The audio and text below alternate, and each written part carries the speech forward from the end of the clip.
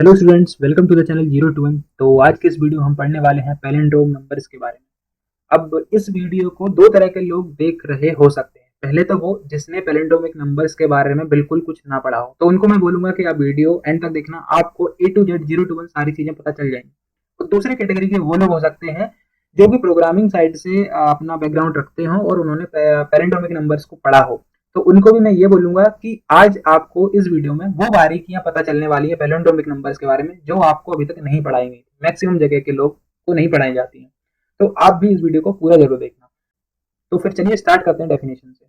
तो यार palindromic number की डेफिनेशन है, वो कहती है a palindromic number is a number that remains the same when its digit are reverse. मतलब कोई ऐसा नंबर जिसकी डिजिट को अगर हम रिवर्स कर दें तो वो नंबर जो है ना वो चेंज ना हो, वो वही नंबर रहे। तो वैसे नंबर्स को हम पैलिंड्रोमिक नंबर या पैलिंड्रोम नंबर्स कहते हैं। तो एग्जांपल देखो 464।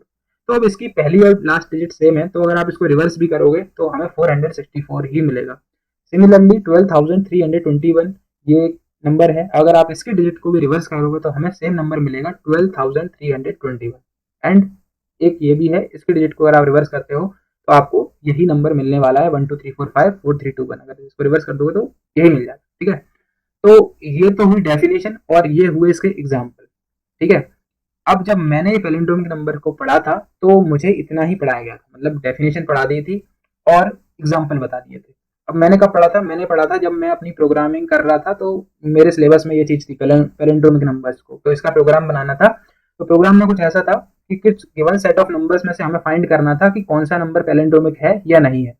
तो उस प्रोग्राम ओरिएंटेड नॉलेज में हम कह सकते हैं कि आपको डेफिनेशन पता है तो आप वहां पे इसका यूज करके आप प्रोग्राम बना सकते हो। पर जब मैं इसके बारे में और पढ़ रहा था तब मुझे पता चला कि इन चीजों के अलावा भी और चीजें होती हैं जो कि प्रोफेसर ने नहीं बताई हैं। तो उन चीजों, उन डाउट्स को, मैं डाउट्स बोलूँ तो ज्यादा सही है, तो उन डाउट्स के आंसर जब मैंने फाइंड करे तो मुझे कुछ नई चीजें पता चली। तो मैंने सोचा क्यों ना आप लोगों के साथ शेयर की जाए। तो इसीलिए मैंने बोला था कि जिनने पढ़ा है उनके लिए भी कुछ नया है। तो चलिए देखते हैं क्या क्या डाउट्स थे मेरे। तो पहला डाउट ये था कि क्या जीरो एक पैलिंड्रोमिक नंबर है? Is zero a palindrome number? दूसरा डाउट ये था are single digit numbers like 5 are also palindrome numbers? मतलब क्या सिंगल डिजिट नंबर भी पैलिंड्रोम नंबर हो सकते हैं? और तीसरा क्वेश्चन ये था कि क्या नेगेटिव नंबर्स जो होते हैं वो पैलिंड्रोम नंबर्स हो सकते हैं?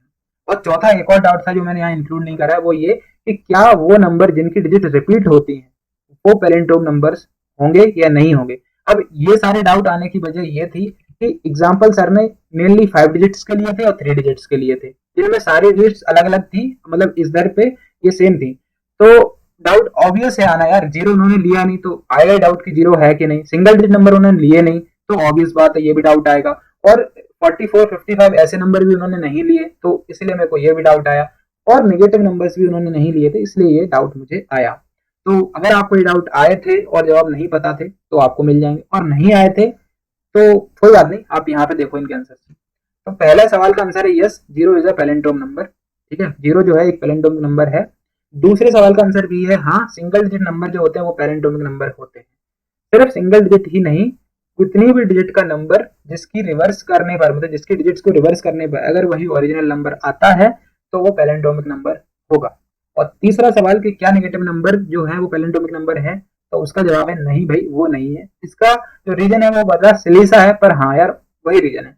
तो रीजन ये है कि जब आप -525 को रिवर्स ऑर्डर में लिखोगे तो जो आपका पहले माइनस था वो बाद में पहुंच जाएगा। तो इसी वजह से नेगेटिव नंबर्स जो होते हैं वो पैलिंड्रोम नंबर नहीं है। तो आपको ये चीज तो क्लियर हो गई होगी, कोई दिक्कत नहीं। अब हो सकता है आपको यहाँ पे डाउट हो कि सर जीरो को कैसे हम रिवर्स करेंगे, तो वो पैलिंड्रोमिक नंबर कैसे हुआ, या फिर कोई सिंगल डिजिट नंबर एग्जांपल ये 5 4 कुछ भी ले लो तो ये कैसे होंगे। तो यहाँ जो आपने सोचा, जो आपके सवाल में है वहीं आपका जवाब छिपा है कि जीरो है, आप उसको रिवर्स तो कर नहीं सकते, मतलब उसको आगे से पढ़ो या पीछे से वो जीरो ही रहेगा। सिमिलरली फोर, फोर को आप आगे से फोर पढ़ लो चाहे पीछे से फोर पढ़ लो, वो फोर ही रहना है। तो इसीलिए वो पैलिंड्रोमिक नंबर है। तो आई होप कि आपको एक सही आंसर मिला और जो डाउट्स हैं वो क्लियर हो गए, है ना। अब देखो यहाँ पे मैंने फर्स्ट 20 पैलिंड्रोमिक नंबर लिखे हुए हैं डेसिमल सिस्टम के। हम जो पढ़ते हैं नंबर्स वो डेसिमल में ही पढ़ते हैं ना, 10 बेस होता है तो उसीलिए डेसिमल लिखा है। तो पहले 10 जो है वो है 0 से लेकर 9 तक, 0 1 2 3 4 5 6 7 8 9। उसके बाद 11 22 33 से लेकर 99 तक, ये 11 की टेबल है ना। और उसके बाद 101। तो ये स्टार्टिंग के 20 पैलिंड्रोमिक नंबर है। अब यहाँ पे ये बताने की वजह ये है जिससे आपको ये क्लियर हो जाए कि जीरो भी है एक पैलिंड्रोमिक नंबर, सिंगल डिजिट्स के भी होते हैं, डबल डिजिट्स के भी होते हैं, और फिर 3 4 5 6 कितने भी डिजिट्स के हो सकते हैं। ठीक है, इसके साथ ही कुछ टर्म्स आपको मिल सकते हैं कि पैलिंड्रोमिक प्राइम्स क्या होते हैं। तो सिंपल है यार, वो नंबर जो कि प्राइम नंबर हो और पैलिंड्रोमिक नंबर की प्रॉपर्टी को फॉलो कर रहे हैं, जैसे कि 2 हो गया या 101 हो गया, तो ये प्राइम तो यही थे लेकिन अब पैलिंड्रोमिक भी है, तो इसलिए इनको पैलिंड्रोमिक प्राइम्स कह दिया। सिमिलरली पैलिंड्रोमिक स्क्वायर नंबर भी है 0 1 4 9, ये किसी नंबर के स्क्वायर्स भी हैं। ठीक है, और पैलिंड्रोमिक नंबर भी है, तो इसलिए पैलिंड्रोमिक स्क्वायर नंबर्स हो गए।